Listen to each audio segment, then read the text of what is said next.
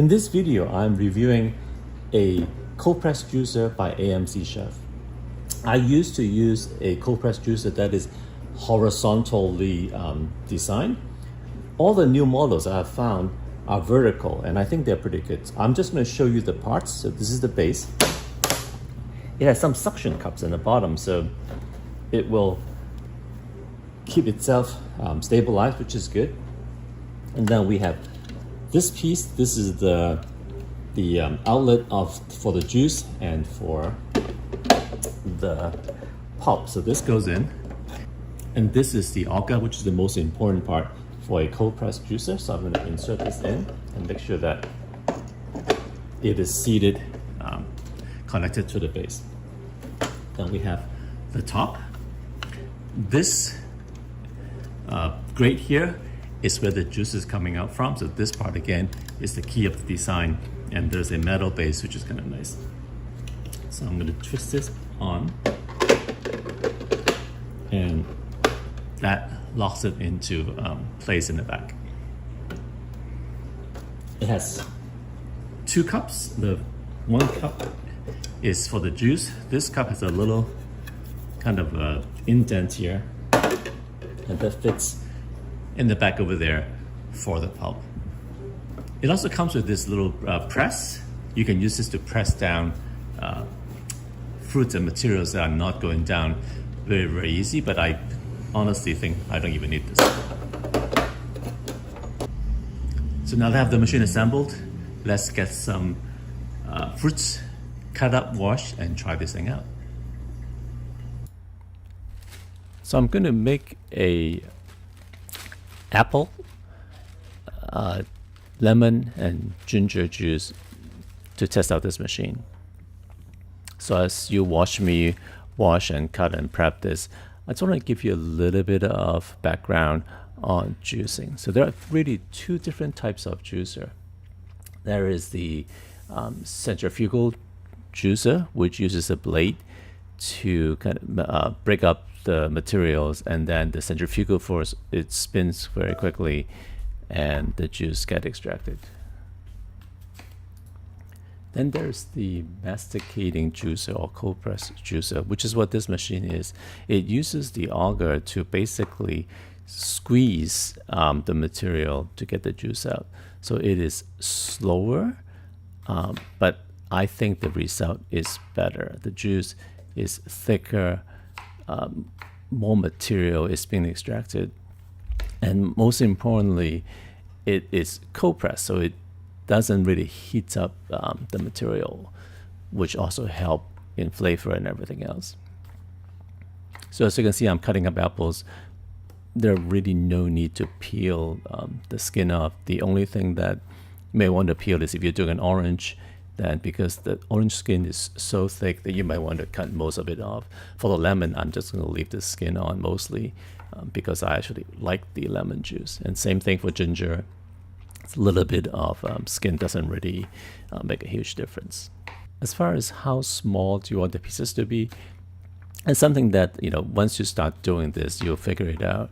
This machine, the inlet, if you like, is not very, very large. So these apple pieces, it's about right. And they are too big. When you are actually juicing, you can just break it up by hand, which I often do. And as I said, for the lemon, I take the top and the bottom off just to make it easier to cut. And I do leave most of the skin in because I like that the oil in the lemon skin. If you find that it's a little bit bitter, obviously you can cut some of that off. So last thing, ginger, skin on, just cut it up into smaller pieces and it'll be fine. I personally think that ginger is good in any juice, so I almost always add some ginger in.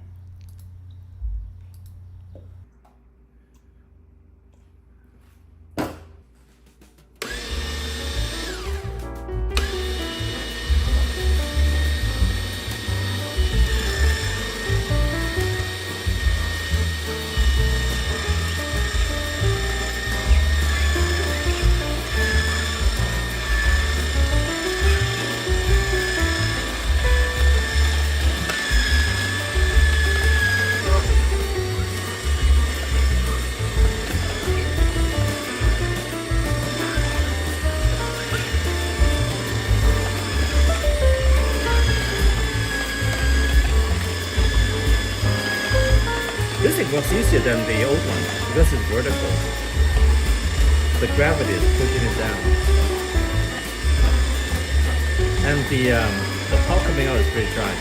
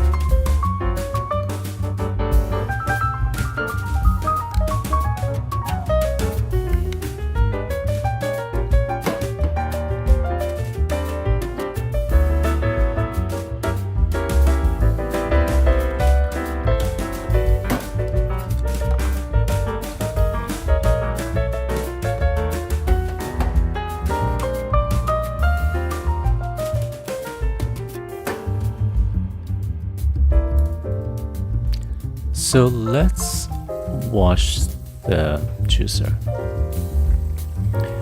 I think washing, or how easy it is to wash a juicer, kind of dictates how much you're going to use it.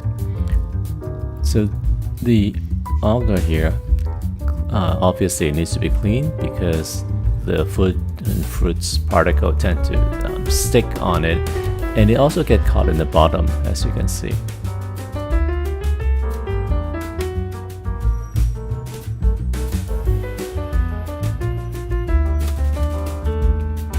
And then the next piece is the base. So I need to clean up both spout there, and note that there is this little rubber flap that is in there to stop liquid from leaking during juicing. So make sure you pull that out, clean it, and then make sure you push it back as well.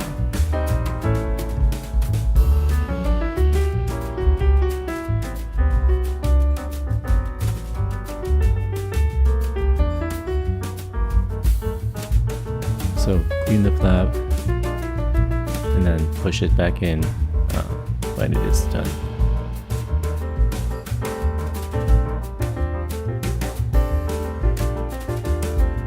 And then similarly,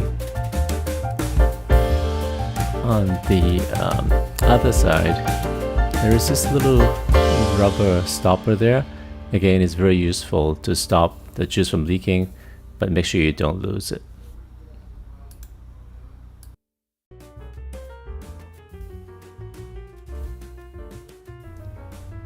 So that is the base.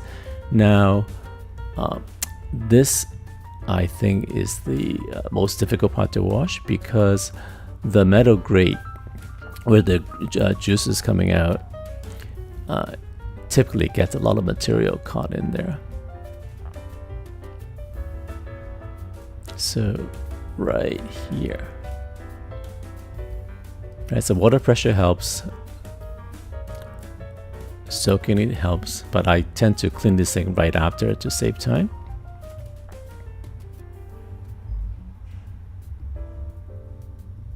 And don't judge my very, very old sponge. It's time for a new one for sure.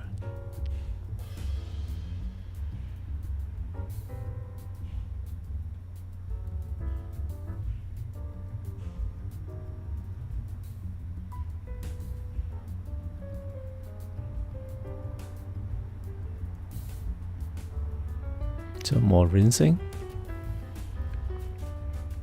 And another way to clean that grate is to use a brush.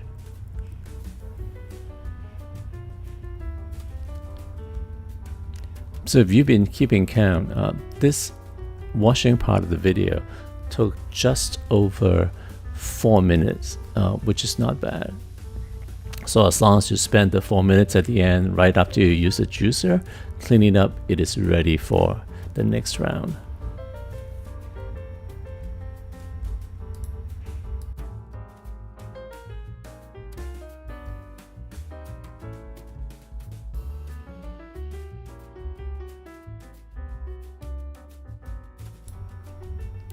So now you've seen me assemble this unit, prepare fruits, juice it, and clean up. I really like this machine. It is very, very easy to use. I like the small form factor, the fact that it's vertical. It takes up very, very little space on my counter. And I can make juice very, very quickly. And most importantly, it is easy to clean up. So as I said, the first time I cleaned it in the video, it took me 4 minutes. Now I can do it a little bit faster. So I tend to juice, clean it immediately, and then have it ready for the next day.